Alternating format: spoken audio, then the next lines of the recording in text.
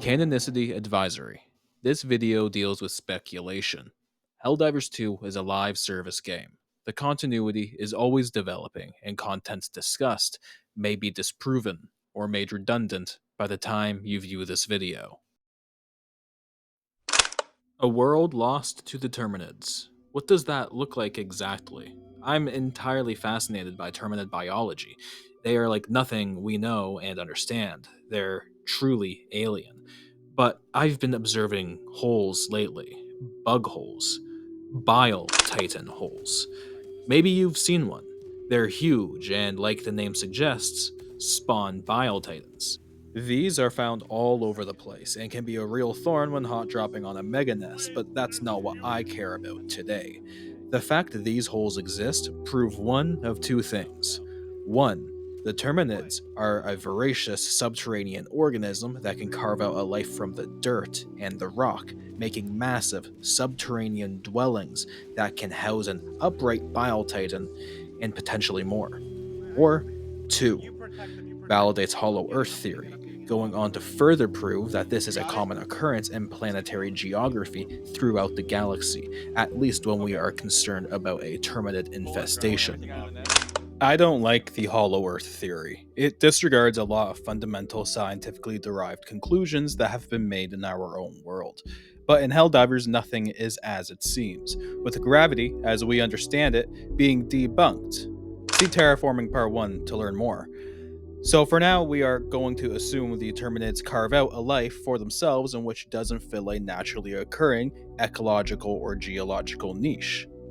What you are looking at now is a list of all the sectors that have been invaded by the Terminid menace, with the accompanying ratio of planets that have had confirmed Terminid infestations, minus those planets that have experienced irreparable geological devastation, such as Angel's Venture, Meridia, and Moradesh.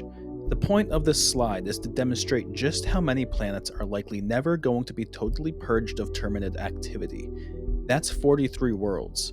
And that's fascinating, how virally they spread from planet to planet. But how? In the previous video, we discussed the optimal Terminid habitation zone, a 7 to 50 kilometer deep layer known as the crust that consists of rock, soil, minerals, and water that can be observed as a common phenomenon throughout the galaxy. If the Terminids are a subterranean species that not only breeds but matures below the surface, that implies the space for all stages and sizes must already be accommodated for. Before a Bile Titan can be made, the environment must already be fashioned to accommodate for its immense size. You've probably never thought about it, but whenever the Terminids invade a new planet, isn't it odd that the Terminids are immediately able to deploy their largest combat forms?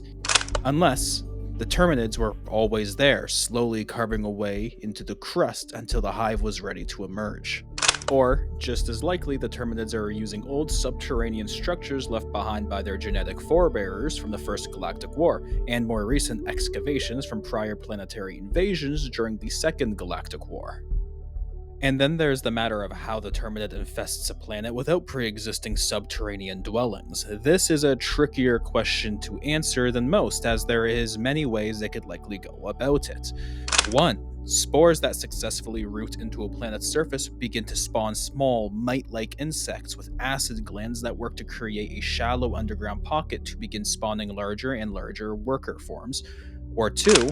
The successfully rooted spore structure skips the mite stage and secretes an acid of its own, creating a hollow pocket beneath itself to spawn worker forms, which over weeks, months, and years work to hollow out more earth and grow the hive.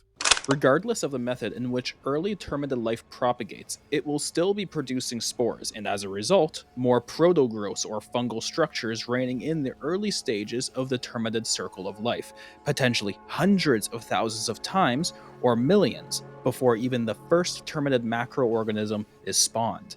But eventually, whether it took months or years, large worker forms would be cultivated, matured, and under the cover of the planet's crust, large-scale subterranean excavation would begin, and not long after, the horde would be born.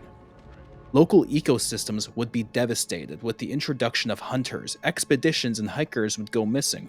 All that collected being put into strengthening the hive, and slowly but surely the birth of the first Bile Titan.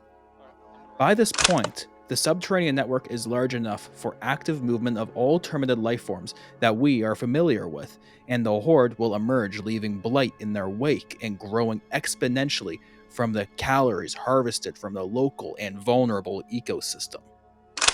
All of this, and we haven't even taken the Gloom into consideration, an intergalactic spore miasma born from Terminid supercolonies.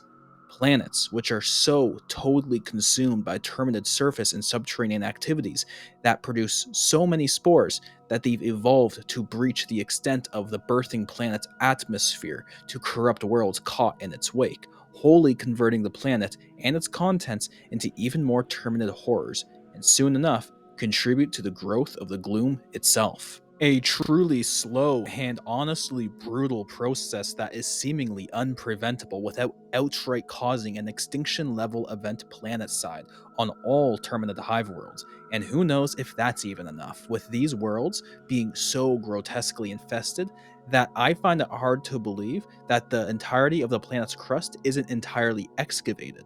If you've been a longtime follower of this YouTube channel, you'd know I previously suggested using cobalt bombs to eradicate a Terminid hive world, but even a saturated planetary bombardment of apocalyptic radiological scale may not be enough for worlds that are entirely consumed. And that brings us to the most important topic regarding the Terminids, and that is Super Earth.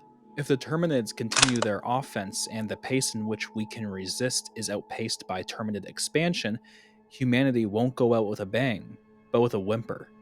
As more worlds are consumed by the Gloom and are allowed to fester and soon contribute to the intergalactic miasma, we'll find our borders pushed to their absolute limits until Super Earth is consumed in its entirety, with not even a single Terminid in sight. Earth's population will be choked to death. Not even our leaders would be safe in their bunkers, as they'd soon hear the light sound of scratching on the walls of their concrete coffins. Over the course of millennia, Earth's finite resources would be consumed, her oceans drained, entire continents coated in Terminid detritus and waste. To us, this world was everything, but to the Terminids, Earth is just another super colony. And only one in a long line of planets that are lost to the Terminid scourge, likely for the rest of all time. I believe there is a point in which we will no longer be able to prevent the expansion of the Terminid species. All of this by a species that couldn't regard any of its actions as anything more than instinct.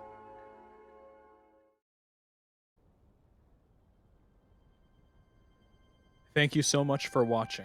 I've been pretty busy lately, so carving out time for the channel has been a struggle, but I have no intentions to stop anytime soon.